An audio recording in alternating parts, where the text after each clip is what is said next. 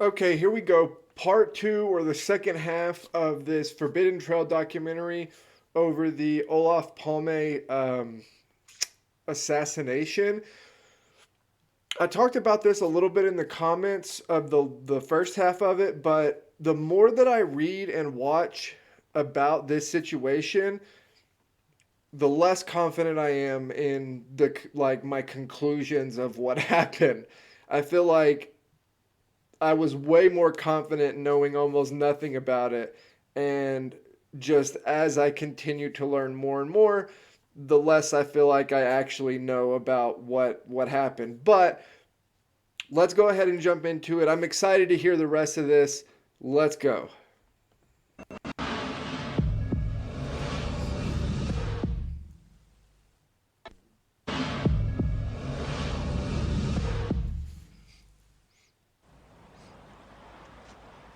An alert was certainly given at that time, but it concerned a Volvo which was being driven dangerously. When a crime involves a firearm, the alert number 1 should be broadcast and repeated at regular intervals. What happened on this occasion was exactly the opposite. Zetterland had 3 levels of alert to choose from, but he opted for the lowest priority level for the murder. Alerts are normally destined for all the on-duty officers, and regulations stipulate they should be repeated for those who don't hear it the first time round, or for those whose radios have been switched off for a while. But in this case, the alert was not repeated on the regular waveband. In fact, it was only retransmitted on a special frequency. Consequently, only those police patrols who heard the first broadcast were aware of the situation. So the majority of the response force available in the city center were completely unaware of what had befallen their prime minister. And none of these divisions elsewhere in the city were alerted. At Solna, for example, only 2 kilometers from the crime scene, no one got the news until much later. So no one was out hunting the killer. Bus and taxi drivers knew more of what was going on than the police did. No orders came from police headquarters. In violation of all the rules, only 2 police phone operators were handling calls relating to the murder. The 8 others on duty continued to handle mundane, non-urgent calls. I'm typically not conspiracy oriented. I feel like in most situations and for most stories, I tend to lean towards the side of Occam's razor. And it's incredibly difficult to determine whether something is incompetence or malice. They look very similar in real terms. Like when things are actually playing out on the ground, they look incredibly similar, and it's sort of hard to decipher, but I tend to lean away from most conspiracies. That being said, there are, I would say, 1 or 2 historical, like quote unquote, conspiracies that I feel like the official story is you have to do way more rationalization to yourself in your brain than I feel like it's a more complex answer than it being an actual conspiracy. I've talked about this one before, but you had a change of government. This is a pre his, it's ancient history, but you had a change of head or dynasty of the Achaemenid Persian Empire. Um, Cyrus the Great, and there's this big story about how it came to be, and it was it's the official story through Herodotus and all this stuff. There's no way there's no way you have to make so many assumptions and believe just so much for that to be considered true. And in this case, I don't understand the police response specifically. Now, I'm not picking a side on like what exactly happened or why, but if everything is one person, not officially sanctioned by anybody, it's just a really bad circumstance, then the police reaction doesn't really make a ton of sense to me. Um, so that's something.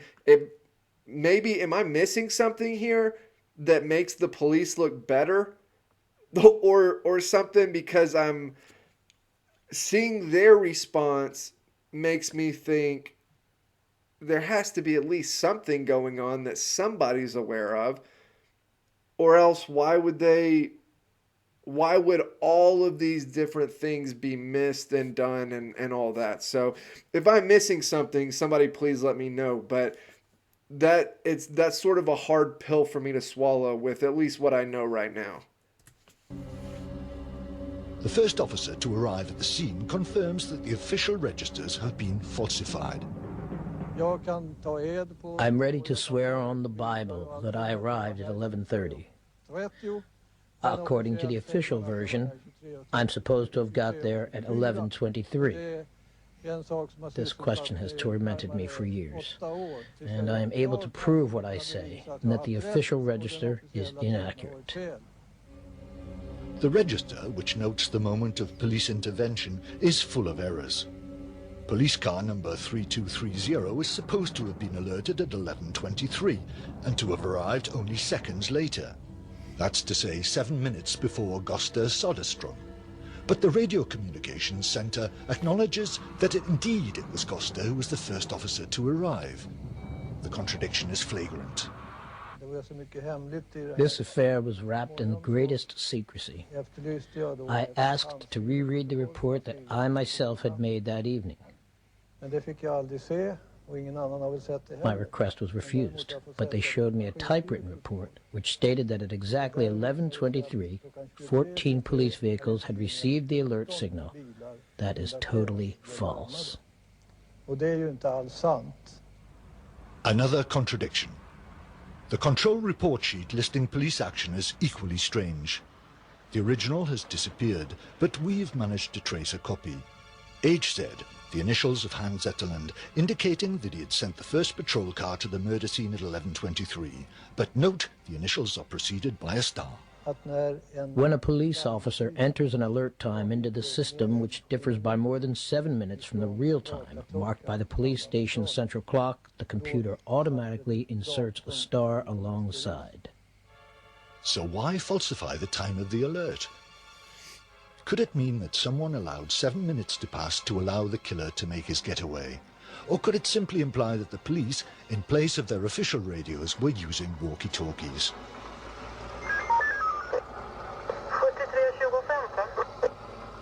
It was on the walkie-talkie channel that photographer Ake Malmström heard about the murder of the Prime Minister. It proves that at least one official police message was passed by walkie-talkie. To this day, no one's been able to establish who made that call.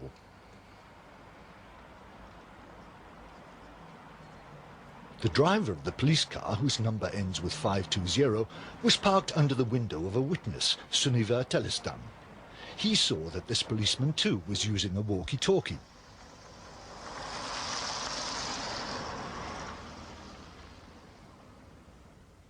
The registration number of the car was finally certified to be 1520, the same car which was stopped by the witness who'd pursued the killer. The witness asked the police team in this car to try and catch the killer. They said they would try, although at that moment they couldn't yet have been officially informed of the murder. The radio message supposedly hadn't been made. The driver of this patrol car was also a member of the extreme right.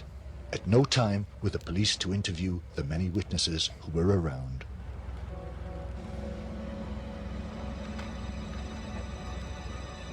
The Danish secret police, the Sapo, were given the task of following the leads which directly implicated the police force in the affair. The Sapo was created under the German Gestapo in the 1940s and had since been criticized for having affinities with the extreme right. Many members of the Sapo are on record as having voiced antipathy for Olof Palme.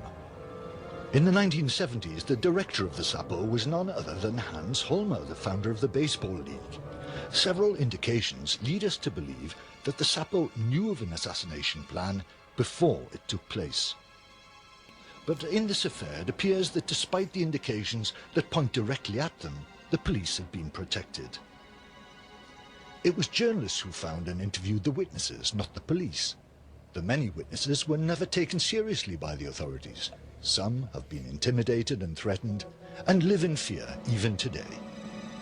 We go back to 1 minute before the assassination. The two witnesses who saw the killer lurking in the shop doorway still refuse to appear before the camera. But at the time, they explained what they saw to journalist Ola Olsen.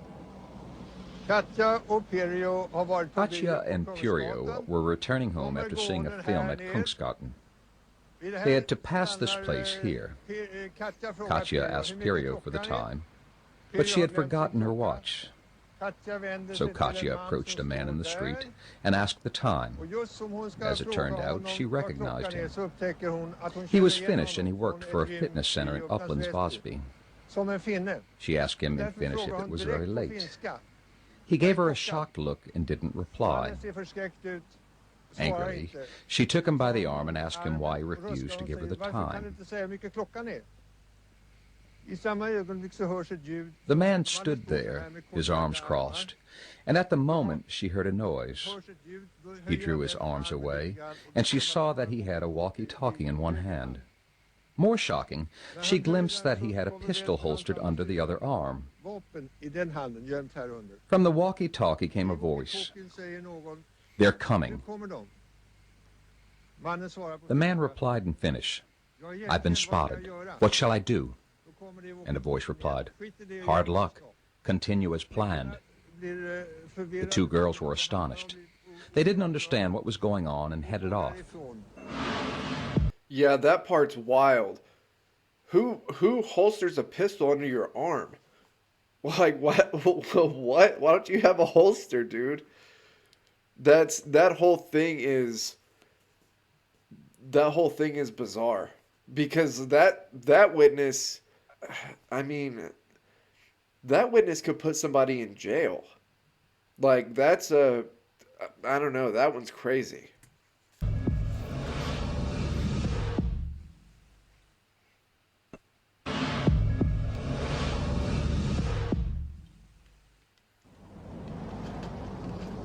Who was the man with a Finnish accent who'd spoken into the walkie-talkie?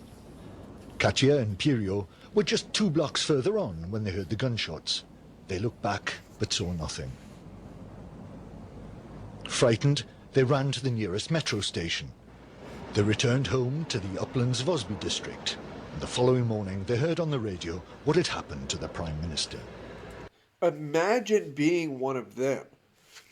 Imagine being one of them because you've basically got the goods. I mean, you know. And what a wild situation that would be. I can see why, especially with the way that this is all set up and with the sort of lack of real police intervention initially. I could see why they would be like, nope, I'm going to keep my mouth shut. I'm not going to, I don't know. I can certainly see their viewpoint of why they would be afraid to say something.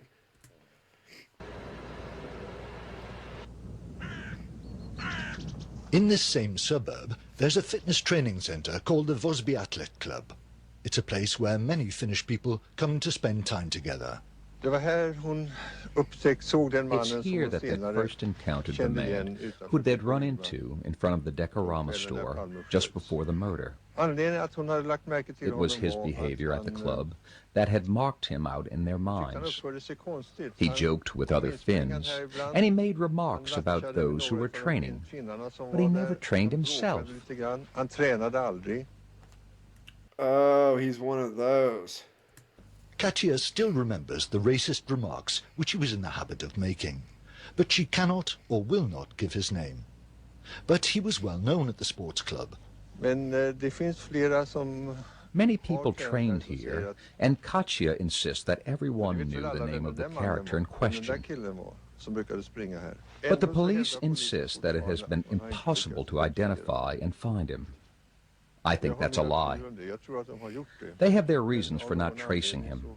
Well, at least up till now. And that's what I mean about understanding why they wouldn't want to talk publicly or point a finger. For years, Hans Olverbro has been in charge of the murder inquiry. 9 years. From the beginning, his position was the following. We had to find out the motives for the killing. The only line of inquiry which I refuse to follow is that which leads to the police force. At the time, we conducted our inquiries completely objectively, and we have made enough progress to be able to assure you that there was no conspiracy. If you talk about the police inquiries, well, there's always a public aversion to what the police do. All the accusations have no substance. They have nothing to do with the reality. If that's the case, how can the strange behavior of the patrolling police be explained? And the falsification of police documents? See, that's what I don't understand that about stuff like this. Like I said, I generally tend to lean away from conspiracy, but in situations like this, I think like, okay, if it is incompetence, if that really is what the deal is, there was miscommunications and slip-ups and people not doing their job correctly, it would be much better to tell the public, like, yeah, we messed up, we missed some stuff, that was our bad, and initially we made some bad moves because we didn't want it to come out that we had messed stuff up. But that's what it is. It's our bad. We had some guys that weren't on their P's and Q's that night. To just sort of be like, nah, we looked into it. There's nothing there. Makes it look like, okay, but there are things that we know weren't done correctly. It sure looks like there's some sort of cover up. So what's it for? Is it for incompetence or malice? But whenever you come out and say like, no, there's absolutely nothing there, I feel like it gives more credence and sort of shows more smoke in general. My job is not to make inquiries about the police force. It is to arrest the killer of Olof Palme. But has no inquiry ever linked the assassination to the police force? Sweden is a great democracy, and so we have a democratic and efficient police force. Half the police officers are social democrats. Do you really believe us capable as Democrats of killing our own prime minister? We are there to protect our citizens. One of the main members... That just drives me nuts. Yeah, I don't know why. That rubs me the wrong way. It rubs me the wrong way because I feel like it's being intellectually dishonest. Members of the investigation team is also a member of the shooting club. Hans Holmer is a social democrat who seems to get on very well with the right-wing extremists. And like I said, even if it is just a mess up on their end, that excuse in particular of like, this place is democratic, we couldn't possibly come up with something like that. Some of the wildest and worst shit ever have been done, under democratic systems at one time or another. So, and I don't know, that excuse sort of bothers me. On the night of the murder, Hans Holmer says he was here in the town of Borlänge, which is about 200 kilometers from Stockholm, staying in this hotel. But is it true? In 1990, the hotel receptionist received an order. Don't talk to people who ask questions about this. The journalist Sven Anna, who's written 5 books on the death of Palme, spoke to her before she received the order not to talk. I came here in the autumn of 1987 and made inquiries in all the hotels. Hans Holmer didn't spend the night in any of them. In the spring of 1987, the receptionist May London, who works in this hotel, confirmed to me that he wasn't on the hotel register. I've checked the registers of all the hotels for this day, and Hans Holmer doesn't appear anywhere. So nobody saw Holmer in the town, but this was his alibi. Holmer has recounted how he got up at 7:35 in the morning, went down to reception and asked for hot water to make some tea. He says it was the receptionist who informed him of the assassination the night before. I have been stashing money back for a couple of months now, trying to save up enough money to be able to do this Swedish trip that I want to do, right? Oh my God, I would love it. I'm going to do it. I am going to travel to Sweden and look at sites and all of that. All of this like old street footage and hotel footage and all that is driving me nuts. I seriously want to see it. Something awful. Carl Nordlang works with a local printing firm. Out of personal interest, he's made his own investigation. The duty receptionist on that night was Reidun Andreasson. She confirmed she never saw Hans Holmer. The story of Holmer's search for hot water doesn't ring true either. Anyone can ask for hot water at the reception desk until 7 in the morning. After that, when Holmer says he asked for the water, the breakfast room is already open and the reception desk doesn't give hot water anymore. Later, Hans Holmer made available to inquirers the documents which were supposed to prove he had passed the night at Borlänge. But can they be believed? The name of the town doesn't appear on any of his bills. You can pick up identical bills from any hotel belonging to the Scandic Hotel Group. In the case of Hans Holmer, the credit card chit carries the initials of a receptionist who wasn't even on duty at the time. Another point about the hotel bill. Instead of the date March the 1st, when he supposedly paid, the bill is dated the day before, the 28th of February, the day of the murder. The question remains, where was Hans Holmer at the time of the assassination? He was apparently seen at police headquarters at the time he claimed to be in Borlänge.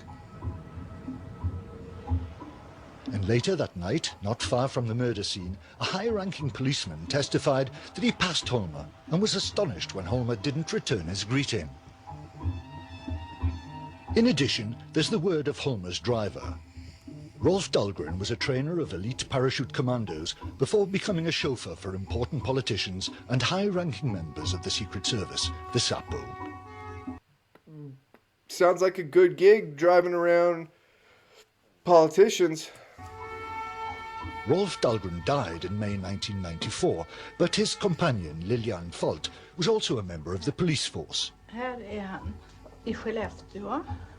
She remembers only too well what he said about the night of the Prime Minister's murder.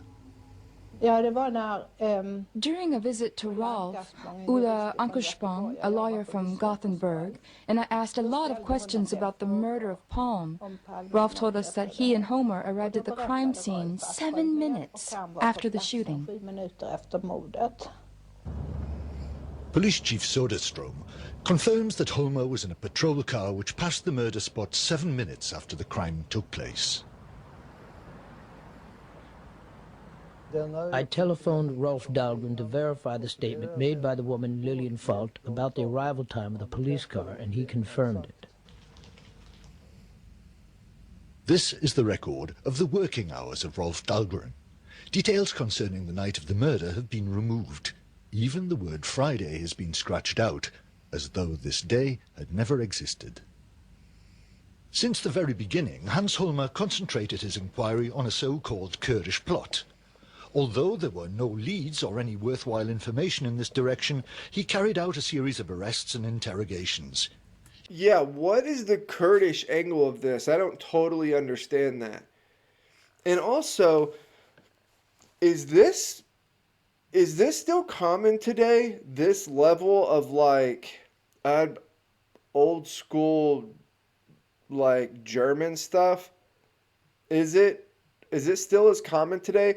I talked about this a little bit in the comments of the first part, but this is incredibly taboo here now, in the States. There are people that have like links to other types of groups that are not super, like, they're not great groups, right? Like, let's call it what it is. They're not good groups. But none that are like in the German vein of that sort of extremism.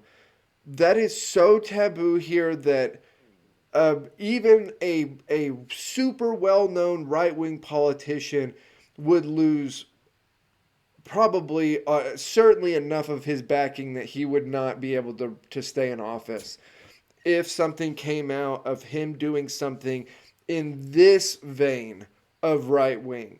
I'm just curious how common that is. And I talked in the comment of the last video, I said maybe it's a difference in just space, that the US is far enough away that particular brand of nonsense didn't get as entrenched as it did in some places in Europe, and that's why it's sort of stayed around longer and looked at kind of differently. But yeah, incredibly taboo to be associated, or God forbid, have a picture with the salute in it. Like, wow, that would so end your career. And it really doesn't matter what your career is. It would be over. He never bothered to ask for authority from a judge. He signed all the arrest documents himself. And real quick, I don't want to make it sound like we don't have our like bad ideas and ideologies and all that. This particular like vein of thought is not, it's like it's taboo here.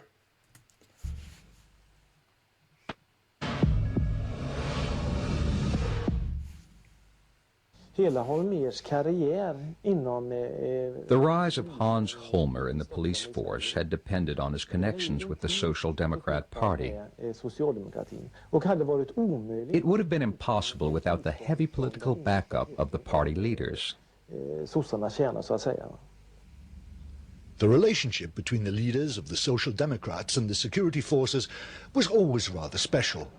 After the death of Palme, the new government leader Ingvar Carlsson also backed Holmer, at least at the very beginning. But when Holmer realized that his theory about a Kurdish plot wasn't holding any water, he was forced to resign. Since then, the idea of a crazed lone killer has become the official line. Any question of police involvement remains completely taboo. So why should anybody be afraid of an exhaustive inquiry into the behavior of the security forces? It seems that there is a general fear that the naming of the real culprits of the murder of Olof Palme could overturn the very foundations of Swedish society. Even the media haven't taken it upon themselves to delve further, with a singular exception, a TV program fronted by Lars Bonnias. He inquired exhaustively into the death of Palme. So why has the evident line of inquiry towards police involvement been so taboo? That's a difficult question. Traditionally, media reports which concern crimes are made hand in hand with the police. We show what the police are doing, but we never criticize the police. So the press never explored the trail which might have led them to the police. Politicians, too, never probed too deeply. Only one isolated voice, that of the former Minister of Finance, Kjell Olof Feldt, was raised in the midst of a troubling silence. Disconcerted, in August 1995, he said that a possible police role in the killing should be taken seriously. There was no official reaction, but the events which followed were strange. The night after he intervened, 2 men were spotted on the roof of the home of the new Prime Minister, Ingvar Carlsson, directly above his bedroom. Is it coincidence that a new sport was launched that very night, mountaineering up the facades of people's houses? The man behind it was a member of the shooting club, a member of the police squad known as the Baseball League, and he was also a member of the Uplands Vosby Fitness Club. The Secret Service, the SAPO, had been responsible for the safety of prime ministers since the death of Olof Palme. But the two men on the roof of the Premier's home were only spotted, and the police alerted, thanks to the vigilance of a guard from a private security company who was working nearby. The two men were arrested, but there was no formal inquiry. The police totally rejected any implication that there could be a political motivation. But where were the SAPO officers who were supposed to be protecting Carlson? Only 6 hours after the incident, during a hastily called press conference, the new Prime Minister surprised the entire nation by announcing his resignation. He said it was for personal reasons. First had come the demand for a full and proper inquiry into the Palme murder from the former Minister of Finance. Then 2 men were on Carlson's roof, and then came his surprise resignation, all in the space of several hours. No one has made the connection between these events. Carlson never even took the time to nominate his successor. His deputy, Mona Sahlin, wasn't informed of his intention to resign until just before the press conference. In 1996, What in the hell is going on? Ingvar Carlsson abandoned politics altogether. The new Prime Minister, Göran Persson, was also a social democrat, but his ideas were far removed from those of Olof Palme and Ingvar Carlsson. Jag vill tacka livet som gett mig sång. Det gav mig 2 ögon och när jag dem öppnar kan jag klart urskilja det svarta från det vita. Och högt där uppe himlens mantel strödd med stjärnor bland mängder människor och den som jag älskar.